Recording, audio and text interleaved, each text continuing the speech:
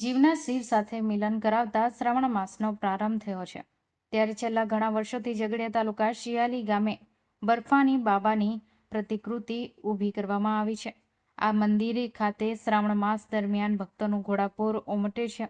પવિત્ર શ્રાવણ માસમાં બર્ફાની ગુફા 1 મહિના માટે ખુલ્લી રહે છે.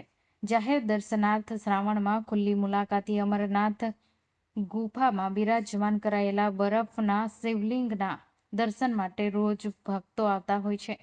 આશ્રમના બ્રહ્મનિષ્ઠ મહારાજ કૃષ્ણ સ્વરૂપ મહારાજે જણાવ્યું હતું કે આશ્રમના ધ્યાન યોગ, જ્ઞાન યોગ, એકાગ્રતા કેળવવા માર્ગદર્શન પણ આપવામાં આવે છે. વિદ્યાર્થીઓની જ્ઞાન આત્મશક્તિની વૃદ્ધિ થાય તે માટે સરસ્વતી ઉપાસનાની પ્રસ્તુતિ અને પ્રાથમિક શાળામાં ભણતા બાળકોને સરસ્વતી માતાના 6 મુખી રુદ્રાક્ષ વિનામૂલ્યે પ્રસાદી સ્વરૂપ વિતરણ કરવામાં આવે છે. ભક્તો માટે આ મંદિર આસ્થાનું કેન્દ્ર બન્યું છે. આ તીર્થ સંકુલમાં અન્ય દેવી દેવતાઓના મંદિરો પણ આવ્યા છે. ત્યારે હાલ ચાલુ થયેલા શ્રાવણ માસ નિમિત્તે વિવિધ ધાર્મિક કાર્યક્રમનું આયોજન કરવામાં આવ્યું છે. જે કાર્યક્રમોનો લાભ લેવા શિવ ભક્તોને નિમંત્રિત પાઠવવામાં આવ્યું છે. બર્ફાની બાબાની જય બોલો. બર્ફાની બાબા શિયાળીમાં સ્થાપના કરેલી છે. આવી અમરનાથ ગુફા છે ને ગુફાની અંદર બર્ફાની બાબાની સ્થાપના કરેલી છે. એ બર્ફાની બાબા અમારી પ્રાર્થનાથી અહીંયા આવેલા છે.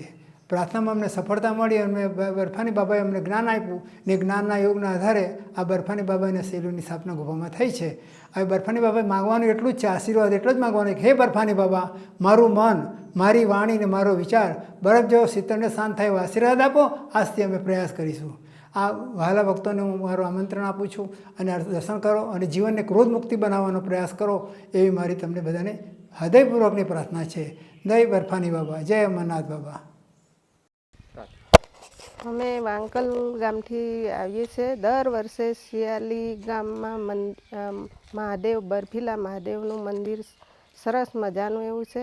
ત્યાં એવું સરસ આપણને શાંતિ મળે છે અને સરસ એવું નદી અને નદી કિનારે મંદિર મસ્ત એવું હનુમાન દાદા, ભોલેનાથનું, બર્ફીલા મહાદેવ દાદાનું મંદિર છે.